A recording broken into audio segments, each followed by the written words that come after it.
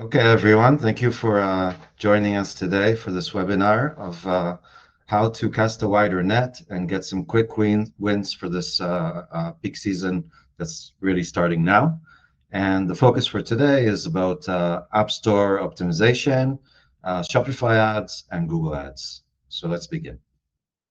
A few words about me. My name is Boaz Lantsman, for those who don't know. I'm a founder of Convert to X, which is a Shopify app growth agency. From within this agency, which has been around for 7 years or so, I've worked with about 100 apps on growth and have learned a lot from what they do that's successful, and also from analyzing what some of their competitors do that's successful. And a few years ago, I started working with my co-founder on Shopify app growth platform called Prys, and this was released about 6 months ago. And we have about 400 apps, Shopify apps connected to Prys at this time, and growing quite quickly. So I'll show you some screenshots from Prys throughout this presentation because it's a tool for growth for Shopify apps. And that's it. Let's start. So before we dive into the specific area of focus for this presentation, I just want to share that there are actually three pillars of Shopify app growth. We'll talk about traffic today, traffic acquisition, but conversion and monetization are just as important. And for some apps, monetization is the key driver for growth, others is conversion, some it's all three. So the structure of this webinar is we start with this intro, which we're about to finish. This is what we're doing now. And then we'll talk about App Store SEO, ASO, App Store optimization, which is how to maximize organic installs. And then we'll talk about Shopify ads, how to scale profitably with minimal waste, and Google ads, how to capture Google searches by merchants efficiently. And we'll end with Q&A. So let's start. Let's dive right into App Store optimization or App Store SEO. The problem is that it's hard to know which keywords to target, and it's unclear how to optimize your listing for these keywords. And the result is missed traffic and fewer installs than most apps could have. So here are the steps. Step one, and these are steps that have been etched through many projects and many apps who do this well and many competitors. So first of all, build your keyword list by volume. First of all, you want to know which keywords have a lot of volume. And the way to do that is to use Shopify ads. You need to take a long enough time frame in Shopify ads to have good enough data. And then if you have enough exact keywords, then you can check by exact keywords. But if you don't, you can go to the search terms report. I'll show you this in a second. So for now, just explain the steps. You can go to the search terms report in Shopify ads, and there you can see the data you need. And the data you need is impressions and a couple other things. But first of all, you need to sort the results that you get in the search terms report by impressions. And again, I'll show you this in a second. And then you need to copy the top relevant keywords, the ones that have the most impressions, and the number of impressions they have, and the visibility, which is another metric that Shopify ads gives you. And then you calculate the search volumes by dividing the impressions by visibility. I'll show you this in a second. And then you sort by search volumes to get your initial high volume list. So the initial list is sorting your somewhat relevant keywords by volumes, by search volumes. Okay. So this is what it looks like in Shopify ads. Excuse me. Okay, so this is a condensed view of Shopify ads. So you go to the search terms report. Here you also have keywords, but you go to the search terms report. And in the search terms report, you sort by impressions. Okay, so this is already sorted by impressions. And then the things you look at are the search term, the visibility, and the impressions. So if we take the first example here, video, there are 1,481 impressions, but this is on only 58% of the visibility. So to understand how much total searches you have, you need to divide impressions by visibility. And of course, this is limited to the time frame you look at the countries that you run Shopify ads on. So it's only useful as as a sort between keywords with more traffic and less traffic. It's not the absolute correct number of searches that there are. It's just relative values. So if you go to the next one, let's say video banner, you take 312, but in this case, it's divided by 0.3%, 0.3 or 30.1%, and therefore the result will be about 1,000. Okay, so this is how you do it. And then in this column, when you do a Google Sheet with this data, you can call it total searches, and you get the total searches, and you sort the keywords by the total searches, and that's the end of the first step. Now you have a keyword list with relatively relevant keywords sorted by search volume. Okay, so the next thing is to look at quality, because not every keyword has the same quality. So you can check this in Prys. Prys shows you lots of data on each keyword, including the revenues you get from the keyword and the amount of installs and conversion rate and lifetime value. You'll see this in a second. So you need to check the performance, the value, the quality of the keywords, which you can do in Prys. Maybe there are other ways, but this is the way I know. And then once you see the value, you can move the high performing keywords up in priority, and you can also you'll be able to find some low volume keywords which you didn't pick up in the volume research in Shopify Ads, and some typos that you can find from Prys, and you can add them if they have enough volume to your keyword list. And then you finalize the keywords in 3 tiers. Each tier has only 4 or 5 keywords because there's not a lot of space in the App Store listing, and then prioritize them for in terms of tier 1, tier 2, tier 3. And then and just one caveat: if you're a new app or an app with few reviews, few installs, then it's going to be very difficult for you to compete for the very short tail keywords where much competition competes for. So you should focus on 2 or 3 niche keywords, so second order keywords, and become the kings of these keywords. And this is how you can start to get some traffic from Shopify search. And eventually, as you build your app, you can move on to shorter tail keywords. So this is how keyword performance looks like in Prys. It's already sorted by revenues, but here you have priority, and then you have the keywords, and these are all real examples, so I have to hide some data. So you have the keywords, you have the average position and for SEO, for App Store SEO, and the delta from last month. But in terms of the quality, what you have is the total revenues for each keyword. I'll skip these 2. And then you have the funnel data, so how many visits, which is important because you want to see that the keyword has a lot of traffic that's coming your way. And you have app installs. You have how many started a subscription, which is usually also the start of a free trial, and how many of the trialists actually end up as paying customers who actually paid you guys, who paid your app. And you can see the conversion rate. So you can see the conversion rate varies. So this would probably, usually the first one would be the brand. Okay, so very high conversion rate, but you can see conversion rate varies. And then you also have the lifetime value, which also varies between keywords. What else did I want to say about this? That's it. So you take all this into account. You can also find some typos, some keywords with less traffic but high conversion rate, and these could be interesting. And once you take all this into consideration, you go back to your prioritization list, and then you optimize it. So what do? You optimize the list itself. So you finalize the priorities, and after that you go on to optimize your listing. So how do you optimize your listing?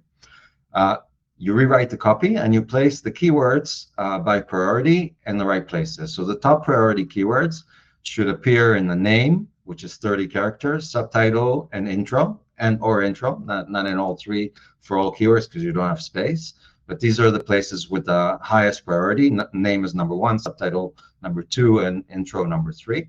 And then lower priority for lower priority keywords and additional mentions of your top keywords in the description, which is 500 characters, and in the bullets, which is 5 times 80. Also, add your top 5 keywords to Shopify Partners Admin. There's a field where they ask you for your top keywords, top 5. And don't forget to also add your SEO title and description for Google search. This is not relevant for your App Store optimization, App Store SEO, but it's very relevant for your Google SEO. And it's also relevant for if you choose to do Google Ads, which we'll talk about later.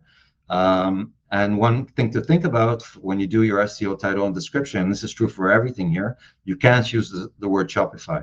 So specifically for SEO title and description, try to use keywords that indicate your Shopify app, such as merchant, store, app, stuff like that. And step 4, monitor and optimize. So over time, check your ratings. First of all, check your ratings a day or two after your copy changes. It changes very quickly, so you can see. And if you missed a keyword or if you had a typo, you can optimize right away. And then over time, you can track your keyword rankings. You can also do that in Prys, I showed you. And you can watch for new keyword opportunities, which you can also see in Prys, or whatever platform you choose to use, if it has this feature.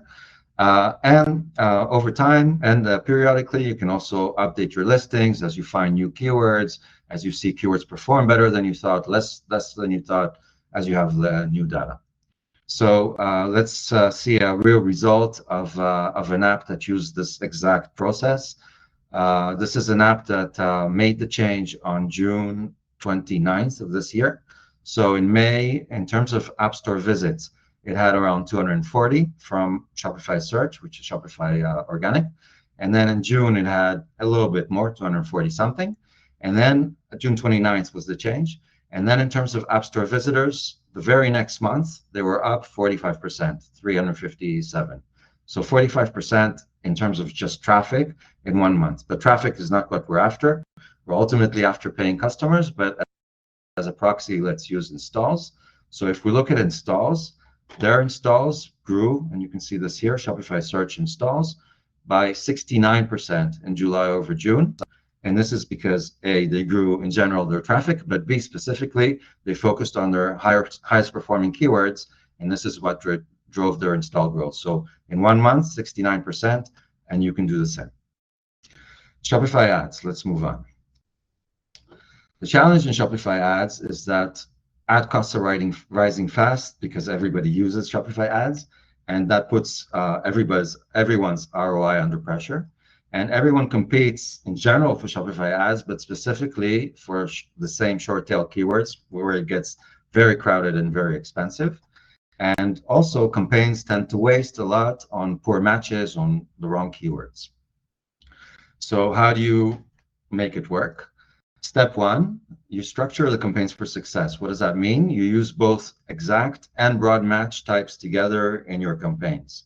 Exact match gives you precision. You control for high quality keywords that you know work for you, and you control the bids. And broad match lets you harness the algorithms of Shopify to discover new search terms, including typos. And this is the best of both worlds. And the process is that once you find winning keywords from broad, you promote them to exact, and then you can control exactly how much you bid on them. The second step is to make sure that you eliminate waste and optimize your bids. So eliminate waste means that you should review your Shopify Ads search terms report weekly. So the default view in Shopify Ads is the keywords, but you can also see the search terms report, which is what the merchants actually searched for. So you should review this weekly, and you can sort that by spend or by clicks or whatever you want to sort it by. And then you can mark all the irrelevant terms as negative keywords and put them into the negative keywords list so they don't come back. And that's in terms of cleaning the waste. And in terms of optimizing bids, you can check the visitor value for live Shopify Ads report in Prys if you're connected to Prys. Otherwise, I don't know what happens in other platforms. And you can double down on high value keywords, and you can lower bids on weak ones to improve profitability. So this is what it looks like, the visitor value report by keywords in Prys. This is for Shopify ads.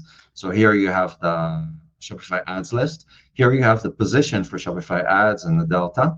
The position is interesting to see if you're in the top place or not in the top place relative to the important part in this element, which is the value of each visitor that comes from by keyword from Shopify ads, and as another point of data from all sources. So this tells you how much is each visitor that's searching for a certain keyword worth to me. So how much am I willing to spend on Shopify ad for each visitor in Shopify ads? Again, this is just for Shopify ads visitors, and this is for visitors from all sources. So it's a mix of Shopify ads and other sources. That's just 2 points of data. And you can use this to see if you're maybe bidding too high on certain keywords based on the value, or maybe you should double down on certain keywords that have very high value for a visitor, and you should be maybe in top places for Shopify ads.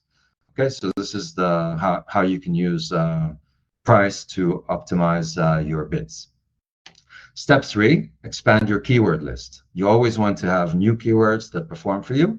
So a way to do that is to check price adjusted keywords bi-weekly. Prys looks at your search terms, so the actual search queries that merchants use, and it picks up keywords or keyword combinations or typos that you may not be aware of. And then you can add these new proven search terms, and since Prys looks at revenues and other data that indicates quality for each search term, it shows you this list, and it shows the list of these search terms that are currently not running in your Shopify ads. So you get fresh new keywords that you're currently not bidding on. And then you add these new proven search terms to a separate campaign or your existing campaign, whatever you prefer. I like to put it in a separate campaign, and you include the misspellings and variations, and you optimize this campaign regularly. So what does it look like in Prys? You have this new suggested keywords for Shopify ads. You have the keyword list. It's sorted by default by revenues. So all these keywords bring revenues but are currently not running in Shopify ads. And then you can also see the values, and some of them are very high value. And here it's not in the screenshot, but you have a download button, and you can download the list separated by cause to start, and then you can add them to your Shopify ads and continue from there. So the results. This is a real campaign that did this exact process. This is the price adjusted keywords campaign. This is their main campaign. And they spent 1,167 on their main campaign in this period, 386 on price adjusted keywords. They had almost the same number of installs, 117 from their main campaign, 108 from their suggested keywords campaign. And the cost per install, $998 from their main campaign, $358 from their suggestions campaign. So this is a really great way to expand vastly your reach and lower your cost per install from Shopify ads. So that's Shopify ads, and we're on to the last part of this presentation. It's going actually faster than I thought, but I guess you don't mind because you're getting all the value. So Google Ads. Google Ads is a big opportunity because as we discussed, Shopify ads are pretty crowded and costly. But in Shopify ads, you can get much cheaper traffic and much less competition from your competitors in Shopify and generally. But the problem is that you must add Shopify as negative keyword. In the past, it was highly recommended. Now it's obligated. So that closes off some traffic. So what do you do? In terms of what are the steps? So first step is you need to set up your keywords. So you need to target only non-Shopify searches, not generic, but general searches, which merchants do. Yeah. So stuff like pop-up apps for e-commerce, if you're a pop-up app. And then you need to add Shopify as a phrase match negative. You kind of have to do it. As an agency, I can tell you that almost every account we have that does Google Ads gets this letter very quickly. So you need to do it. It gets a letter from Shopify very quickly. You can add other platforms, Wix, BigCommerce, WooCommerce, whatever, as negative keywords, so you don't waste money on that. And you need to send, well, I suggest you send your clicks to the App Store listing because then it could be measured better, and also you get some. It's a shorter funnel, one click less, and you also get the benefit you'll see in the slide. And this is how Google shows your ad in Google. So if you're sending traffic to your App Store listing, at the end of this, you have the specific app that I took the picture of with the URL. And here you have the title and description that I mentioned before, that you should give some indications that your Shopify app, and beneath you have the reviews. But the interesting part that I wanted to show here is that once you have a URL that goes to the App Store listing, Shopify or Google automatically shows Shopify on top and the Shopify bag icon, and it just adds the word sponsored on top if you're running Google Ads. If you're just in Shopify or in Google Organic, then it just doesn't show the sponsored, but you still get all these indications that you get here. But for Google Ads, the relevant part here is that even if you don't run on Shopify keywords, the user on the other side, whether it's a merchant or not, Shopify merchant or not, sees that in a sponsored ad that you're a Shopify, gets all the indications that you're a Shopify, or many indications that you're a Shopify app, even if you don't even have it in the copy itself. Okay, so the next thing is, after you have this set up and you have the keywords and the negative keywords, the next thing is you want to enable AI bidding as soon as possible. And to do that, you need to start. If you're just starting with Google Ads and you choose to do it on your own and not with an agency, then you need to start with manual CPC until you have 30 conversions. And then once you do have 30 conversions, you can start running AI, doing AI bidding once you have this enough data. And this is what it means to do AI bidding. So if you do AI bidding, so this is research done by a third party on 15,000 Google Ads accounts, and they checked which bidding strategies do best with a low spend, which is where most of you will live for a long time, a low spend of up to $10,000 a month on Google Ads. And the bidding strategies they checked were manual CPC and a few others.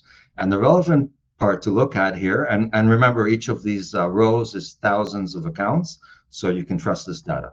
And the interesting part here, that the most relevant part here is ROAS, return on advertising spend, or ROI. And you can see here manual CPC is 137%. So you spend $1,000 in Google, you get back 1,370 in terms of return on as return. And maximize conversions, maximize clicks, target impression share.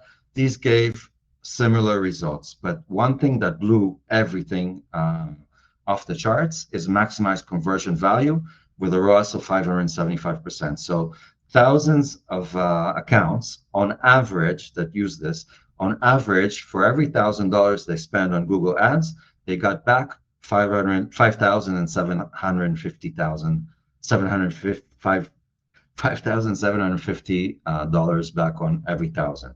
So of course, this is what everyone wants. And how is this done? This is done with AI. Okay, AI does the bidding strategies with AI, and the function that AI is given here in this specific AI strategy, and there are other AI strategies, some may even be better for your app, is maximize conversion value. So you tell the AI, I want to maximize the value I get from my conversions. And what does the AI need? The AI needs, if it has the right feedback, it needs the right feedback loop. So it needs to get the most accurate data and the most detailed data. The more accurate data you send the AI, the better the AI performs.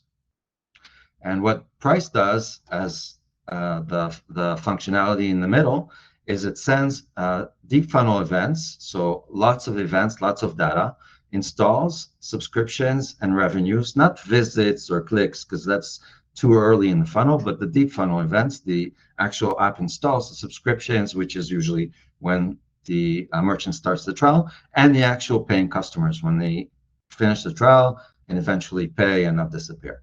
And this is calculated precisely and mathematically and sent back to Google.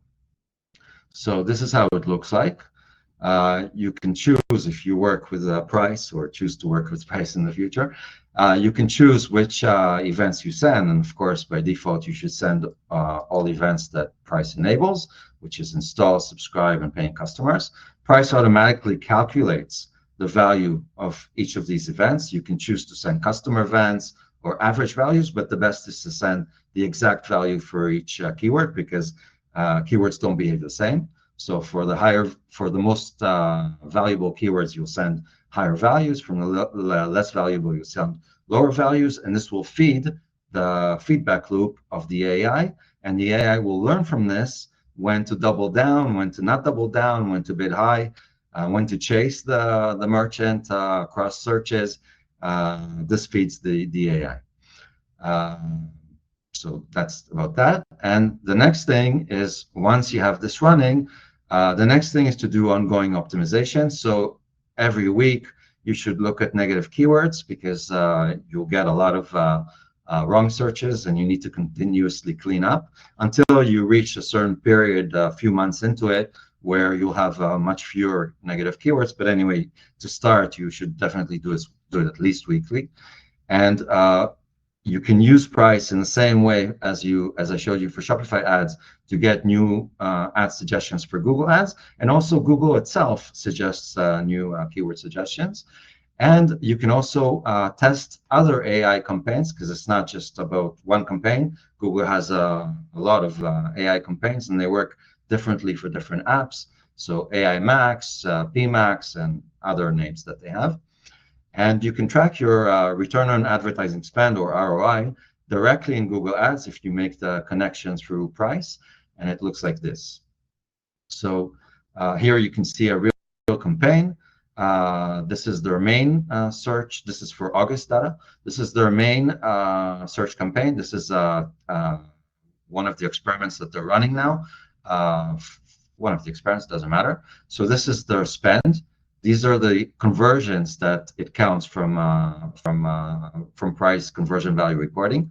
This is the cost per conversion rate, and this is where it gets the most interesting. You can see the conversion value, and you can see the cost here. Yeah, conversion value, which is all the conversions, the types of conversions, and the sum of the values that were sent to Google Ads. And then you can see the metric of conversion value divided by cost, which is really the ROI. So this is what it looks like.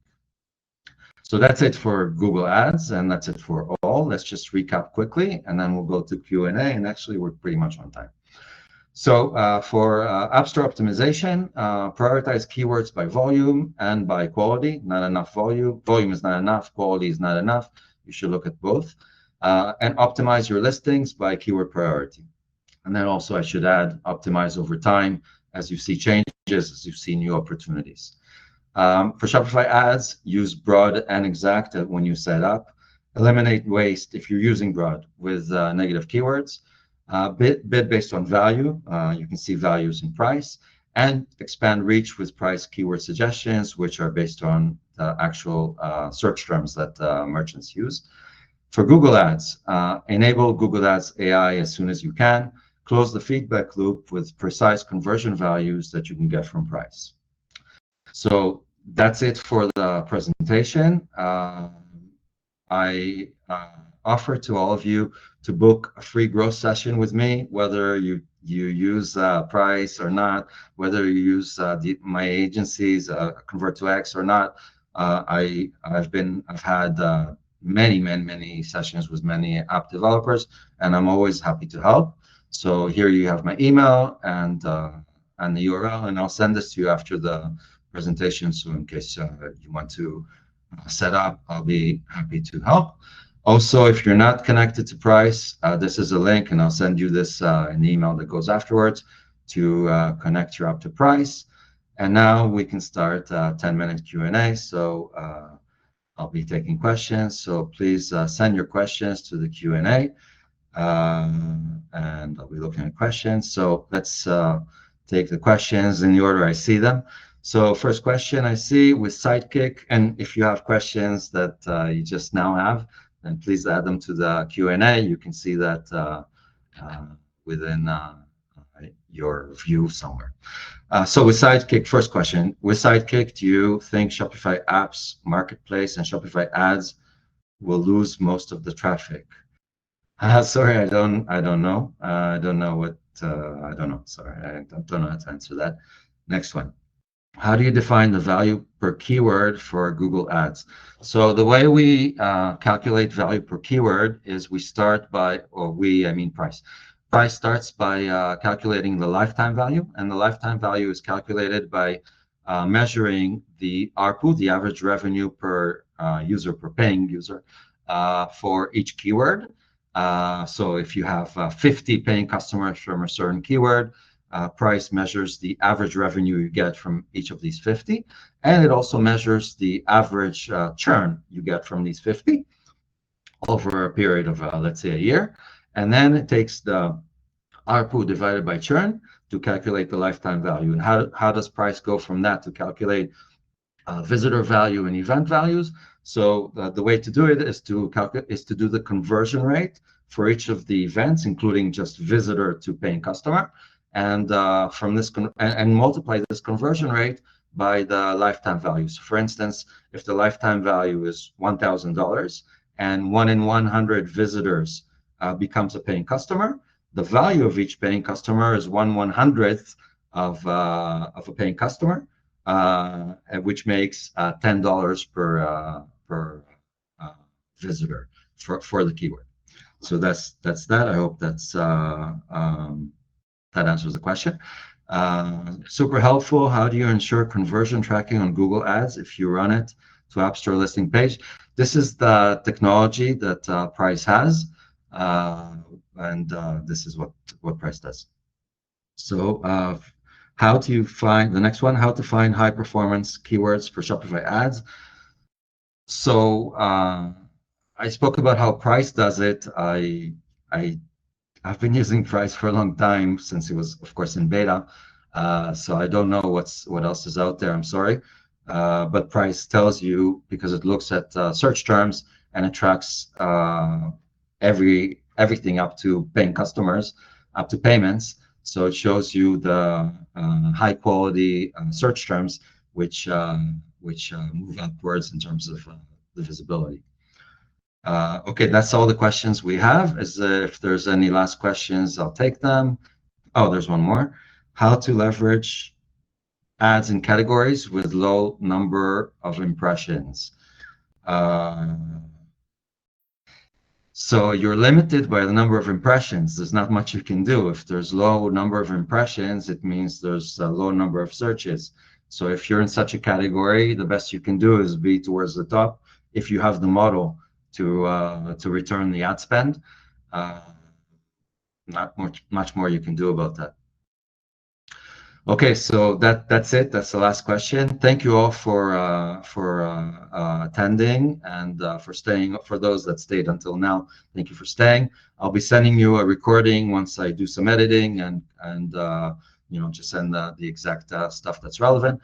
And if you need anything, be in touch. Thank you. Bye bye.